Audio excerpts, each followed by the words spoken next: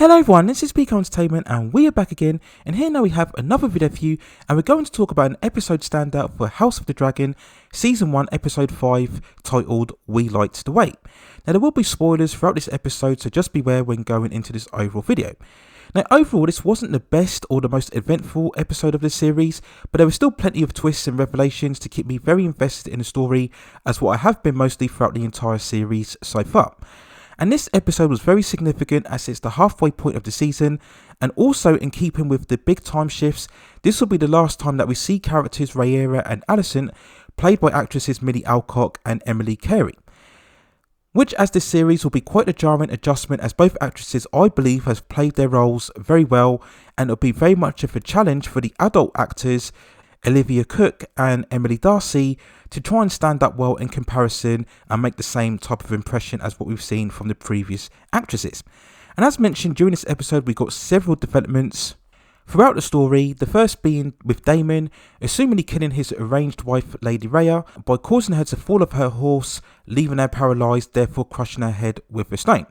Now this is very interesting because Daemon, it seems, doesn't seemingly have intentions to kill her. He's initially provoked by Rhea, who comments at his current situation. If you remember from the previous episodes, he was ousted to Rhinestone following the revelations of the spy sent by Otto regarding him and Rhaenyra. So it would have been interesting to see what exactly Daemon would have done if he wasn't insulted very much by Lady Rhea. And we could argue easily that it was Rhea who instigated the conflict first when she goes to reach for her bow and arrow before Daemon makes the horse tip her over, therefore paralysing her from her fall. We then see Visery continually depreciating from his age and also his sickness. He has to travel to Driftmark in order to arrange a marriage between Rhaenyra and Lord Corlys' son Leonard. And this is somewhat of a concedement by Visery after he initially rejected marrying the daughter of Lord Corlys, Rhaenyra, who we also see in the older version later on throughout the episode. We then later on see Rhaenyra and Leonard discussing their marriage, and they've known each other for a number of years now, so they're clearly not attracted to one another. And we see later on in the episode that it's actually revealed that Leonard is gay and he's actually in a relationship with a man named Joffrey. This was an interesting twist, made even more so given the fact that Lord Corlys and Rhaenyra know of Leonard's true nature, and they just deem it a phase that he's going through and he will eventually grow out of it. And both Rhaenyra and Leonard are quite happy to arrange their marriage, knowing that it's more for the sake of their respective houses, and they're more than happy to play up to the impressions, knowing that in private they can seek out the partners that they actually want to be with. Which is all fine, but then a problem arises when Sir Criston, who Rhaenyra has been seeing from the previous episode, wants them to both run away together, forgetting about all of the politics and the power. Now he really should know by now that Rhaenyra is not going to give up her position and accept this. She's fought so hard just to get to this point, so she's not going to throw everything away at this stage. And she rejects this offer, and he feels like he's just been used as a whore, basically. And I think this lessens the character, as you'd think for a fighting man who's had all of this warrior experience, that he would really have a thicker skin and much more of an awareness of what's going on in terms of the position and the power. He should realise that him and Rhaenyra running away wouldn't really work, because eventually people would want to eliminate her as she has the legitimate claim to the throne.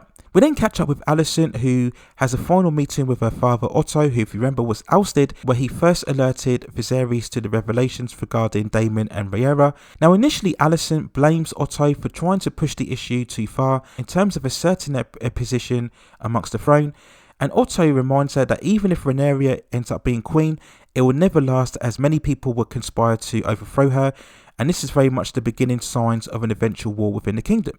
And after all of these revelations, everything eventually came to a halt in the wedding between Rhaenyra and Leonard, which is a bit of a masterclass in terms of setting up the tension quietly, covering lots of characters in the same space, and considering what happened, of course, in the infamous Game of Thrones Red Wedding episode, you were just sitting there waiting for something fascinating to happen. And the tension just kept ramping up, as first we saw Daemon entering the ceremony, and then later on we see Allicent entering, interrupting Viserys as he's about to announce the unity of Valeria and Targaryen, and we see her coming in all dressed up in green, which other people pointed out as a sign of incoming war. And seeing Viserys' reactions to everything that was going on was absolutely great, and for me he remains still my most favourite character of the entire season so far. And it was a truly great moment when during all of the dancing around the ceremony, we saw Daemon and Rhaenyra coming together discussing what she really desires the most. And this is again calling back to their lustful encounter in the previous episode, which was the reason for Otto being ousted, of course. And when we see Viserys looking at them, we see the camera zooming in, giving the impression as if they're about to kiss. And this, of course, would have confirmed all of the speculation and rumours that were raised before. So we had all of the tension building up, and then all of a sudden, all carnage breaks out, where we see a fight happening within the crowd. And you're just zooming in to wonder exactly what exactly is going on. And then we see later on that it's in fact Criston beating down Joffrey amongst all of the Milly. And this was something that was foreshadowed earlier on when Joffrey approached Criston, trying to reaffirm the importance of keeping each other's secrets. Of course, we're talking about again Rhaenyra and Lyanna and their relationships. And you knew something was going to happen from this conversation because it was very unnecessary for Joffrey to do this. Criston had been around long enough to know exactly what was going on, and everything had already been arranged, so everybody knew where they stood. So as long as everybody kept their secrets, there would have been no reason for any further discourse. And again, this is when Criston just came across as a lovesick puppy, maybe feeling he had some obligation to protect Rhaenyra, because of course if the secret came out, it would undermine her and her claim to the throne. But if he really felt that Joffrey was a threat, then surely it would have been better to assassinate him in private rather than out there in the public, as all this would have done is to raise further suspicions and cause further gossip. So we get a gruesome beating down of Joffrey, and we see his face all punched in, very violent and shocking scene there. And then Criston goes outside later on to kill himself, but Alicent stops him. So it will be interesting to see what happens to this character in the future. Will he have to go on the run because he's basically committed murder in front of a whole crowd? Will this bring a further relationship between both him and Alicent? We now assume that if the actresses are going to be aged up for the upcoming episodes, then in the future we should be seeing an older version of Criston as well. And at the end of the episode, we see Rhaenyra and Lyanna finally being married, and we see Viserys collapsing on the floor, more blood spilling from him, and then we see the blood pouring out onto the ground, being eaten by rats. So overall, again, this was a very good episode. Now, initially, when I saw the conclusion of this, I thought this is the point where Viserys is going to die, because at some point, obviously, he has to pass away. But if you look at the trailer for the next upcoming episode, we see Viserys is still very much alive, along with Rhaenyra and Allicent now being played by the older actresses Emily Darcy and Olivia Cook. You also see from this trailer that we will be getting another massive time jump. It must be at least 10 years now, as we see there are now multiple kids running around all over Westeros. We see that Aegon is now fully in his teenage years with his longer hair. We had scenes of certain people flying over dragons, so it will be interesting to see how far they push the development going forward. And how much more will Viserys be able to continue? We see him, he's very much now losing his hair and he seems very frail. And at this stage, you assume he'll have very little control over the younger siblings and their aspirations into claiming the throne. And what will Daemon will be like? What will his attitude be? And what will his relationship be between Rhaenyra and Viserys as well? So there's lots of interesting developments to go on throughout this further episode. As I mentioned before, it wasn't a truly amazing episode, but it was just very good in really pushing the story along forward. And whilst the time jumps are very jarring, I still find it good that they're quickening the pace with the storytelling.